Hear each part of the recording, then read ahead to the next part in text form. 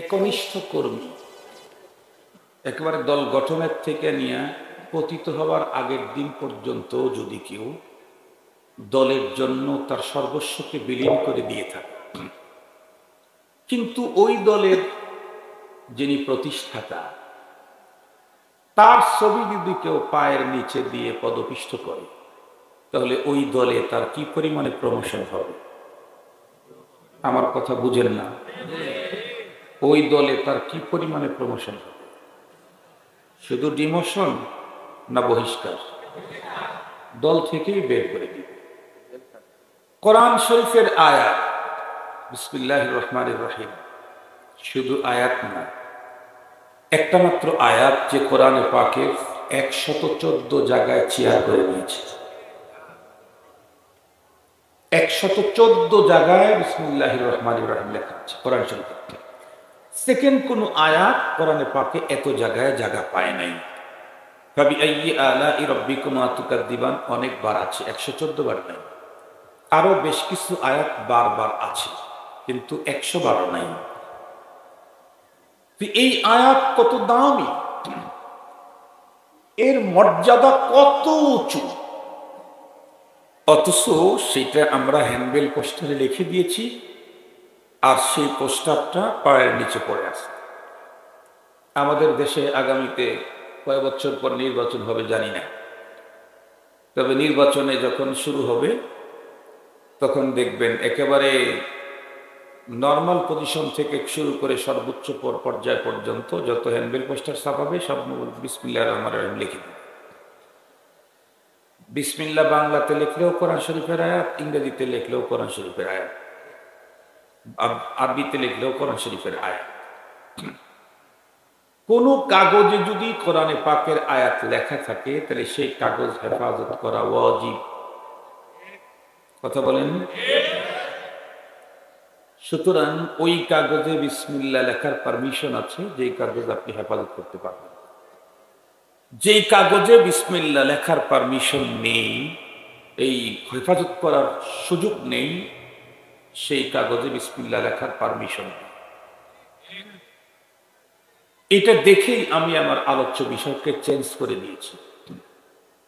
আমার আজকের আলোচনা হবে কোরআনে পাকের আজমত। কোরআনের অনেক হক আছে, কোরআনের অনেক হক আছে। এই পৃথিবীতে সবারই কিছু না কিছু হক আছে। বাবার হক আছে, মার হক আছে, সন্তানেরও হক আছে, স্বামীর হক আছে, তো স্ত্রীর হক আছে, প্রতিবেশীর হক আছে, আল্লাহর হক আছে, বান্দারও হক আছে। হযরত মুআয ইবনে জাবাল রাদিয়াল্লাহু তাআলা আনহু পয়গম্বরের এক বিশিষ্ট সাহাবী। উনি বর্ণনা করেন, কুনতু রদিফান নবী সাল্লাল্লাহু আলাইহি ওয়াসাল্লাম আলা হিমার।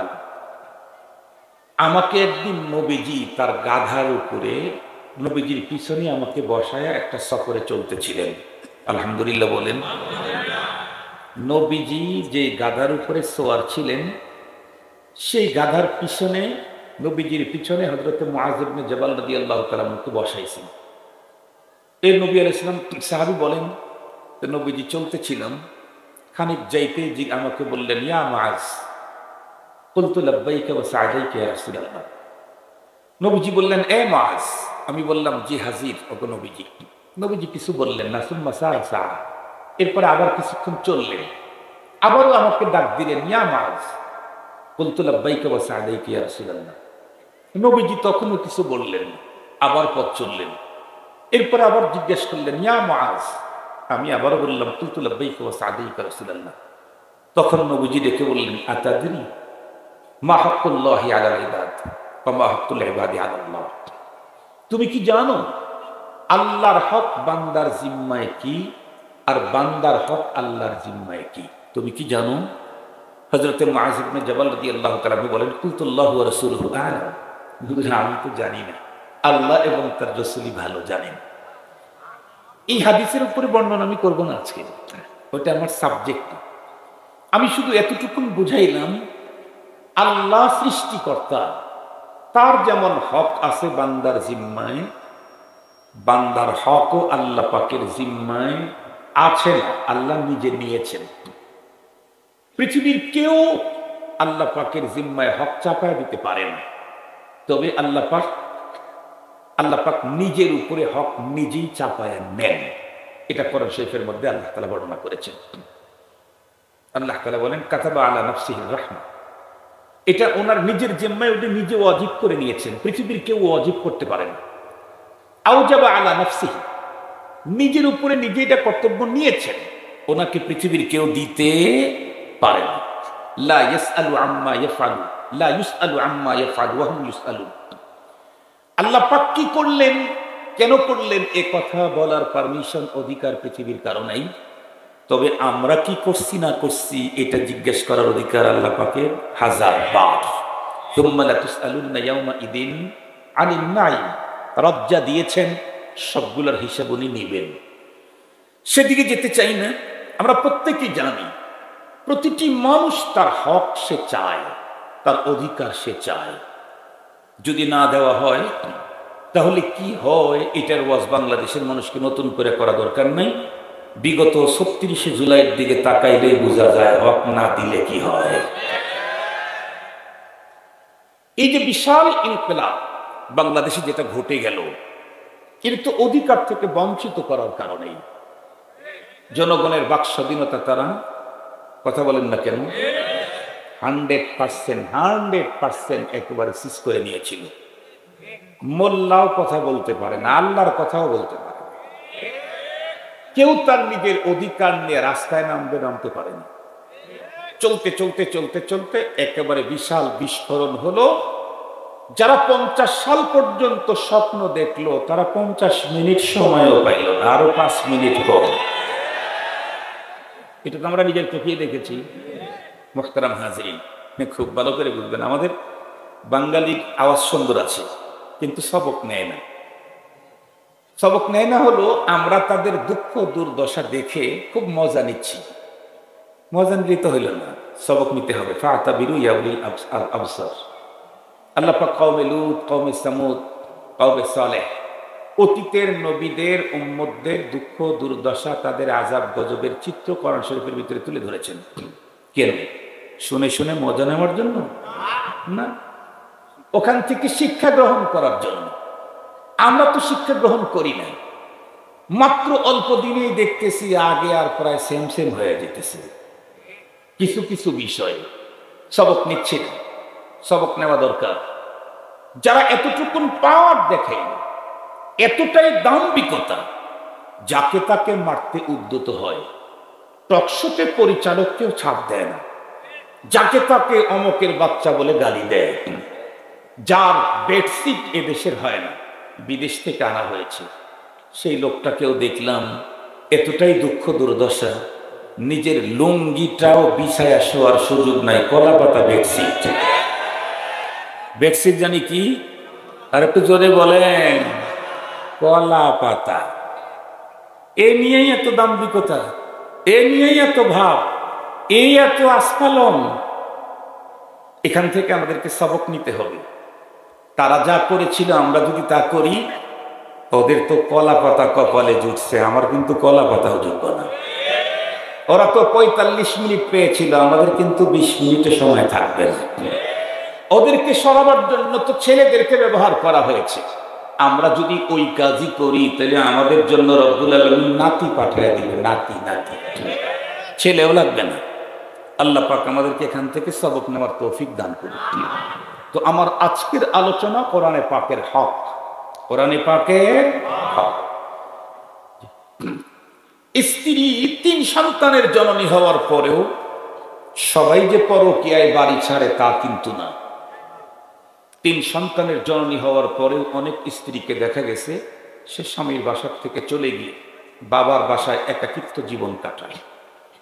অন্য কোনো পুরুষের হাত ধরে যদি চলে যেত সেটা একটা কথা ছিল, কিন্তু সে তো বাবার ঘরে একাকিত্বের জীবন কাটায়। কেন? কারণ এই স্ত্রী চেয়েছিল স্বামীর কাছে তার হক, দেয় নাই। ভেবেছিল ঘরে একটা সন্তান আসতে স্বামী আমাকে আমার পাওনা আমাকে বুঝিয়ে দিবে, দেয় নাই। আর একটা সন্তান নিয়েছে, ভাবছিল আমাকে দিবে, দেয় নাই। আর একটা সন্তান নিয়েছে, ভাবছিল আমাকে দিবে, দেয় নাই। 3 সন্তানের জননী হওয়ার পরেও যখন দেখলো আমার হাজব্যান্ড আমাকে আমার প্রাপ্য দেন, তখন সে চিন্তা করলো এত কষ্টের চাইতে বাবার বাসায় একাকিত্বের জীবনটাই ভালো।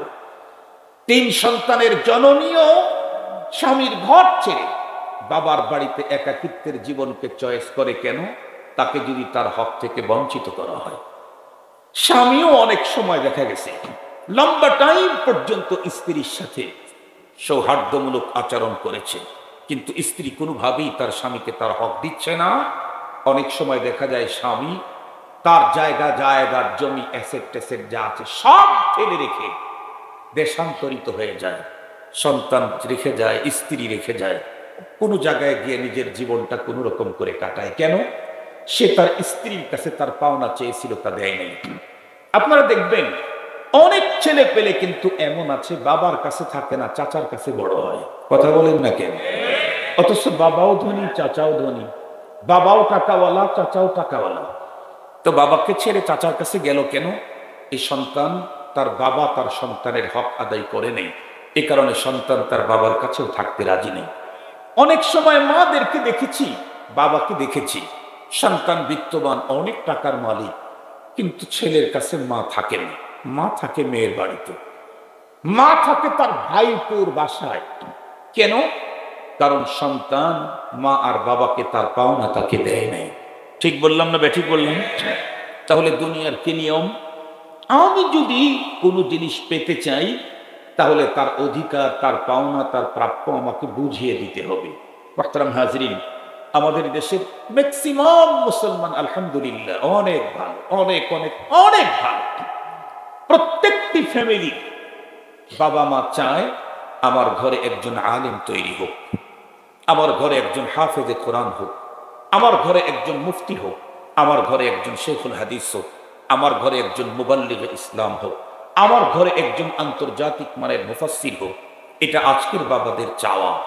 কিন্তু দুঃখ হলো এই, আমরা কি দেখি, আমার সাথে একটা ছেলে থাকে, ও একদিন আমাকে বলতেছিল যে হুজুর, যাই হোক আল্লাহ পাক তো আমাকে দাওরা হাদিস পর্যন্ত পৌঁছাইছেন। আমরা যখন রোহা মাদ্রাসায় পড়ি তখন উর্দু কায়দায় 35 জন না 40 জনের কথা বললো, এতগুলি ছিলাম। 35-40 জনের মধ্যে শেষ পর্যন্ত দাওরা পর্যন্ত গিয়েছি আমরা 4-5 জন। আরো যে 30 জন চলে গেলেন, 35 জন ঝরে গেল, তার কারণটা কি? এ অঞ্চলে মাদ্রাসা আছে 40 বছরের পুরাতন। দেখবেন এখন যারা হাজি, এখন যারা মুরব্বী, এখন যারা দাদা হয়ে গেছে, তারাও এই মাদ্রাসায় পড়েছে, কিন্তু আলেম হতে পারে নাই। পড়েছে সবাই, আলেম হয়েছে 10 জন। কেন? এমনটি কেন? আগ্রহ ভরে মোহাব্বতের সাথে ছেলে যখন কোরআন হাতে নিবে, কি আনন্দ, কি আগ্রহ। ছেলের জন্য নতুন জামা কাপড়, নতুন কোরআন শরীফ, রেহাল, আরো কত কিছু। কিছুদিন পরে ছেলেটা ঝরে পড়ে। কেন? মনে রাখবেন, মনে রাখবেন, প্রত্যেক পাওনাদারের পাওনা তার অধিকারকে যে দেয় না তার কাছে ওই জিনিস থাকে না। আপনারা জীবনে দেখছেন কিনা, অনেক সময় ছোট শিশু, এই শিশু নিজের বাবার কোলে থাকতে চাচার কোলে যাওয়ার আগ্রহ পেশ করে। দেখেন নাই জীবনে? দাদির কাছে ছোট শিশুকে রেখে দিয়েছে, একদিকে বাবা হাত অগ্রসর করছে, চাচার হাত অগ্রসর করছে। অনেক সময় দেখা যায় বাচ্চাটা বা জন্মদাতা বাবার কাছে না গিয়ে চাচার কাছে যায়। কেন? কারণ ছোট্ট শিশু পৃথিবীর সবাই যে তাকে বেশি স্নেহ করে, মায়া করে, ভালোবাসা দেয়, সে তার কাছে থাকতে চয়েস করে। বাবার তুলনায় চাচা এই বাচ্চার পিছনে বেশি আদর দিয়েছে, সোহাগ দিয়েছে, স্নেহ দিয়েছে, মায়া দিয়েছে, মমত্ব দিয়েছে, ভালোবাসা দিয়েছে, সময় ব্যয় করেছে। এ কারণে বাবা থাকতে চাচার কোলে যেতে চায়।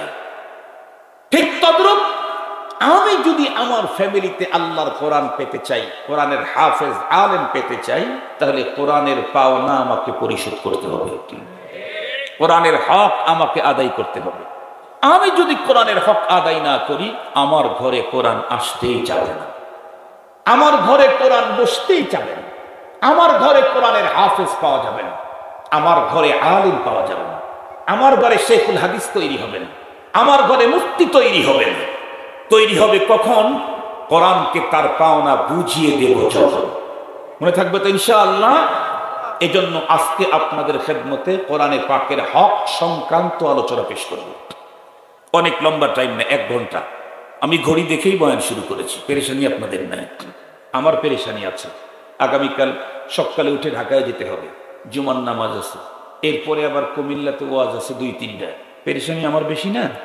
আপনারা এত দূরে হয়তো যাবেন না, জুমার নামাজ হয়তো সবারই পড়ান লাগবে না, অথবা পড়ান লাগবে 10-20 কিলোমিটারের ভিতরে, আমার তো যেতে হবে 200 কিলোমিটার। এই জন্য অনেক লম্বা টাইম ওয়াজ করবো না, ইনশাআল্লাহ আপনারা কথাগুলি দিল দিয়ে শ্রবণ করবেন। রাজি আছেন না ইনশাআল্লাহ? এবং আমরা প্রত্যেকে হক কি এটা খুঁজে বের করে কোরআনের হক আদায় করব, যাতে আমার ঘরটা কোরআনের পাখি দিয়েই ভরে যায়, যাতে আমার ঘরটা কোরআনের আলেম দিয়ে ভরে যায়, যাতে আমার সমাজটা কোরআনের দক্ষ এক্সপার্ট মুফতি দিয়ে যেন ভরে যায়, যাতে ফকিহ দিয়ে ভরে যায়। তাহলে ইনশাআল্লাহ এই সময়টাও, এই দেশটাও হবে সোনার দেশ। রাসূল করিম সাল্লাল্লাহু আলাইহি ওয়াসাল্লাম বলেছেন, খায়রুল কুরুনি করনি সুম্মাল্লাযীনা ইয়ালুনাহুম সুম্মাল্লাযীনা ইয়ালুনাহুম। আমরা বাংলাদেশকে সোনার বাংলা বলি, নবীজি তার যুগকে সোনার যুগ বলেছেন। সুবহানাল্লাহ বলবেন কি? খায়রুল কুরুন, পৃথিবীর সবচেয়ে শ্রেষ্ঠতম যুগ, নবীজি বলেন আমার যুগ, আমার সাহাবীদের যুগ। প্রত্যেকটি সাহাবীর অন্তরে ছিল কোরআন, এবং সে ছিল অত্যন্ত সিরিয়াসলি। কেমন ছিল? আল্লাহ পাকের কোরআন আল্লাহ নিজেই বলেন, কিয়ামত পর্যন্ত যত মানুষ পৃথিবীতে আসবে, আমার রাসূলের সাহাবীদেরকে যে অনুকরণ করবে সে জান্নাতে যেতে পারবে। কিভাবে তাদের বডিতে, তাদের সিনাতে, তাদের জীবনে কোরআনকে কিভাবে তারা সেটিং করেছিলেন। মুহতারাম হাজরিন, কোরআন শরীফের অনেকগুলি হক আছে। এক কিতাবের ভিতরে 7টা হকের কথা লিখেছে, আমাদের বাংলা কিতাবের 4টা হকের কথা লেখা আছে কিতাবে। আমি সেখান থেকে একটা হকের কথা আজকে বলবো। সেই একটা হক হলো কোরআনে পাকের আজমত, কোরআনে পাকের মুহাব্বত। যেই লোকের অন্তরে কোরআনের আজমত যত বাড়বে, কোরআনে পাক তার ঘরের ভিতরে তত আসবে।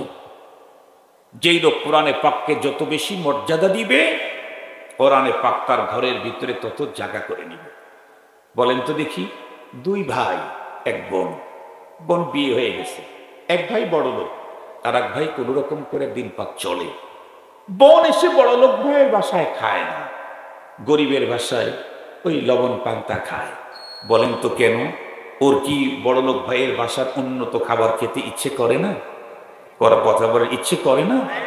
কিন্তু লবণ ভাত খায় কেন? ওইখানে গেলে আদর নাই, সোহাগ নাই, ভালোবাসা নাই, এই জন্য মুরগার রান খেতে যায় না। এখানে গেলে আদর আছে, ভালোবাসা আছে, মোহাব্বত আছে, তাকে সম্মান করে। এই জন্য গরিবের ঘরে পান্তা খেয়েও সে মজা পায়। মুহতারাম হাজরিন, কোরআনে পাকের অন্যতম একটা হক হলো কোরআনে পাকের আজমত।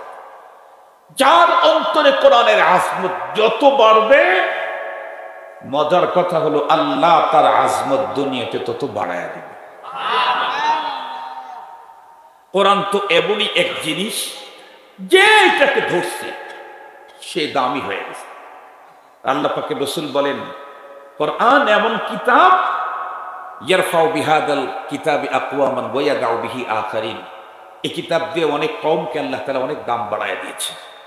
আর অনেক মানুষ কোরআনের আজমত নাই, মুহাব্বত নাই, তার দাম কমে গেছে। জ্বলন্ত প্রমাণ, 2 জন মানুষের নাম বলবো, 2 জনই সোনালী যুগের মানুষ। এই যুগের না, সোনালী যুগের মানুষ।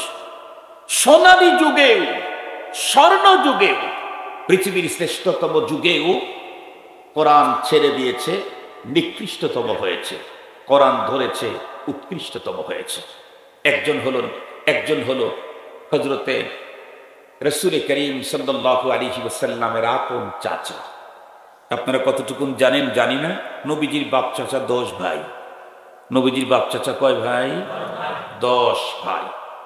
সবচাইতে ছোট উনি নবীজির আব্বা হযরতে আব্দুল্লাহ। নবীজির আব্বা হলেন 10 ভাইয়ের ভিতরে সবচাইতে ছোট আর সব বড়। বলুন তো দেখি, বাবার ভাই যারা হয় চাচা, তারা তো এমনি সম্মানের পাত্র। এর মধ্যে বাবার বয়সে যে ছোট আছে, সে বাবার সম্মানের পাত্র না। কিন্তু আমার সম্মানের পাত্র। বাবার বয়সে যে বড় আছে সে আমার বাবারও সম্মানের পাত্র। কথা বলেন? বাবার ভাই কিন্তু বয়সে বাবার বড়, সে কি শুধু আমার সম্মানের পাত্র? না, আমার বাবারও সম্মানের পাত্র।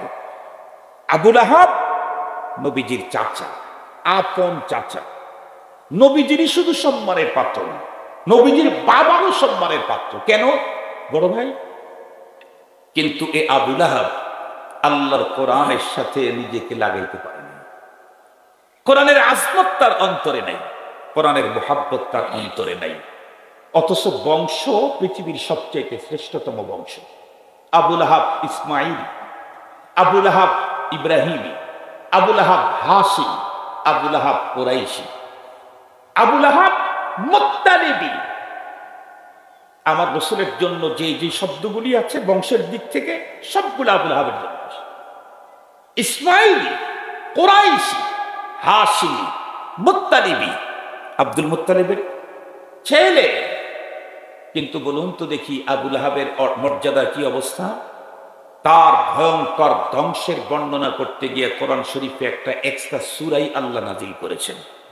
আল্লাহ কি বলেন?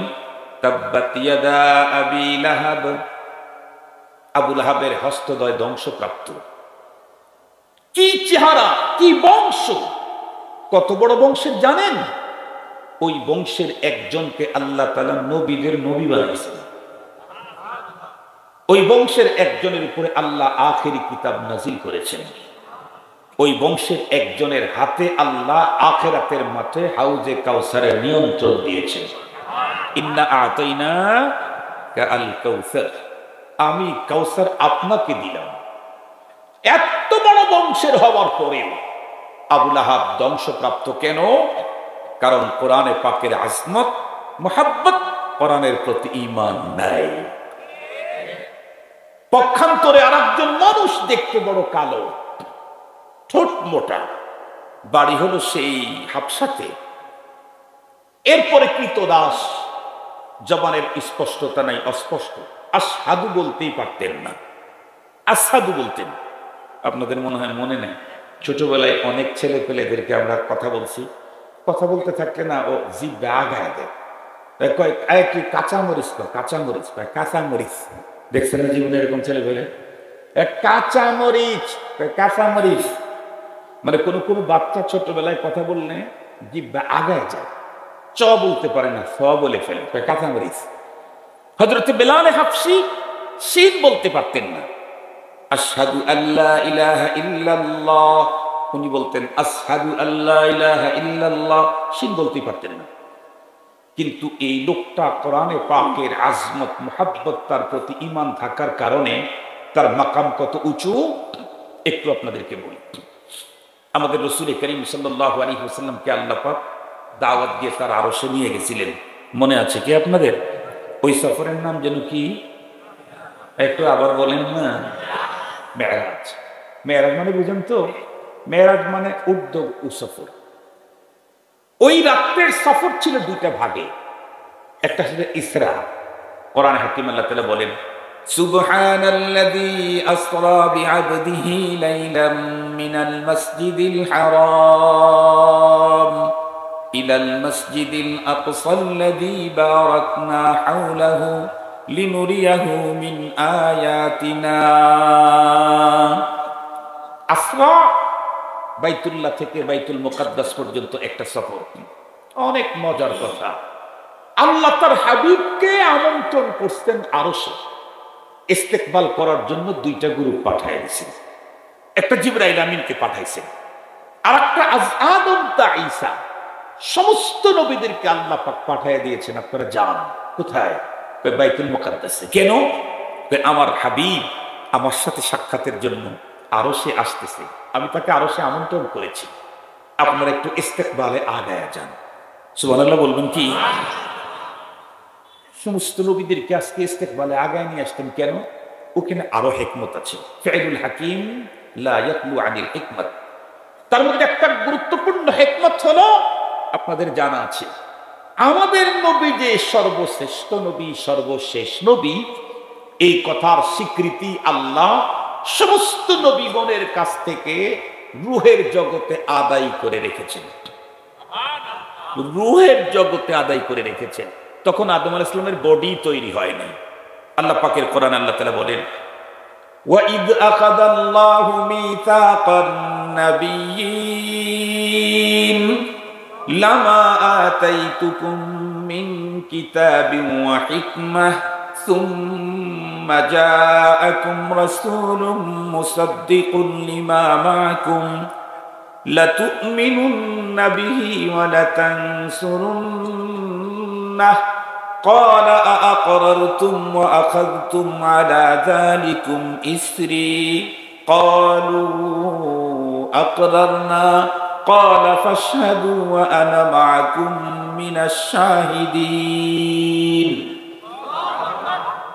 সমস্ত নবীদের আত্মাকে আল্লাহ তাআলা ওই জগতে চয়েস করছেন, চয়েস করে এক জায়গায় জমা করে বললেন, এই আমি আপনাদের সবাইকে রিসালাত দেব, নবুয়ত দেব, ইলম দেব, হিকমত দেব, শরীয়ত দেব, দ্বীন দেব। তবে একটা শর্ত আছে। কি? ওই আপনাদের সবার পর একজন নবী আসবেন, আপনারা আমাকে আজকে ওয়াদা দিতে হবে সেই নবীর প্রতি আপনারা ঈমান আনবেন এবং তাকে সাহায্য করবেন। কি বললেন? সবার পরে।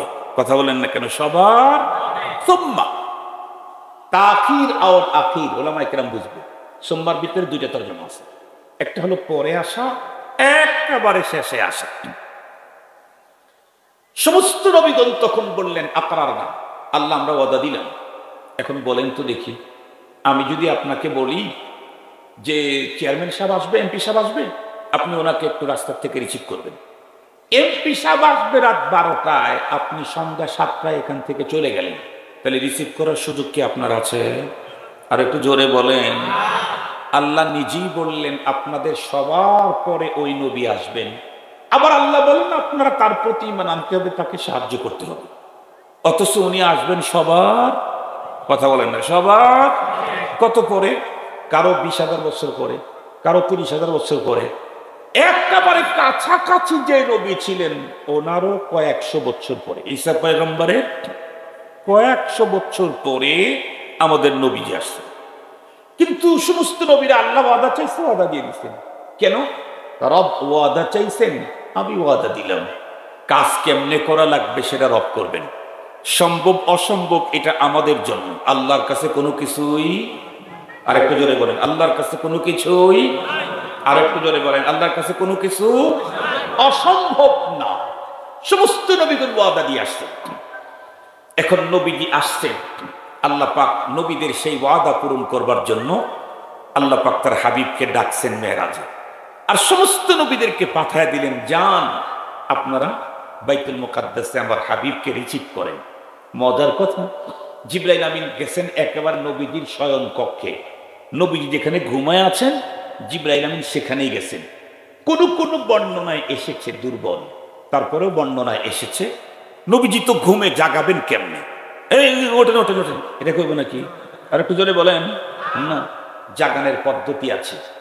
কোন কোন বর্ণনায় আসছে জিবরাইল নিজের গালটা পয়গম্বরের পায়ের সাথে লাগাইছে। কত দাম আমার রসুলের, কত দামি ফ্যামিলিতে আবুল আহাব জন্মগ্রহণ করলো। তারপরেও কোরআনের সাথে কোরআনের আজমত মোহাব্বত ঈমান না থাকার কারণে জাহান্নাম। মুসলমান ভাইরা আমার ভালো করে বুঝবেন, জিবরাইল আমিন পয়গম্বরকে জাগ্রত করায় বললেন, পয়গম্বর চলেন কোথায়? বলে আজকে তো আল্লাহ পাকের আরশে আপনার সফর। কত আনন্দ, কত খুশি, কারণ আমার এমন একটা সফরের জন্য রব আমাকে আমন্ত্রণ করেছেন যেই সফর পৃথিবীর কোনো পয়গম্বরকে আল্লাহ করান নাই। জিবরাইল চলো। কেমনে চলবেন? জিবরাইল আমিন পয়গম্বরের শয়ন কক্ষের বাইরে একটা নতুন, বন্ধুরা আমার, সোয়ারি বাহন ঠিক করে রাখছেন। বাহনের বর্ণনা হাদিসের কিতাবের ভিতরে এসেছে। পানি নেই, একেবারে অনেক বড় না, গাধা আর খচ্চরের মাঝামাঝি একটা বাহন। কিন্তু এই বাহনের পরে উপরে যখন পয়গম্বর চললেন তার গতিটা কেমন? গতিটা হলো একজন মানুষের চোখের দৃষ্টির শেষ সীমানা। বন্ধুরা আমার, এই বাহনের একটা কদম, একটা পা ফেলে চোখের দৃষ্টির শেষ সীমানায় গিয়ে পড়ে। মাত্র কয়েক মিনিটেই নবীজি চলে গেলেন বাইতুল মুকাদ্দাস। গিয়া দেখলেন সমস্ত পয়গম্বরগণ হাজির। কি করবেন? জিবরাইল আমিন ডেকে বললেন, পয়গম্বর, এই জায়গাতে আপনাকে একটু ইমামতি করে নামাজ পড়াইতে হবে, কারণ আমরা তো তখন পর্যন্ত নামাজের বিধান পাই নাই।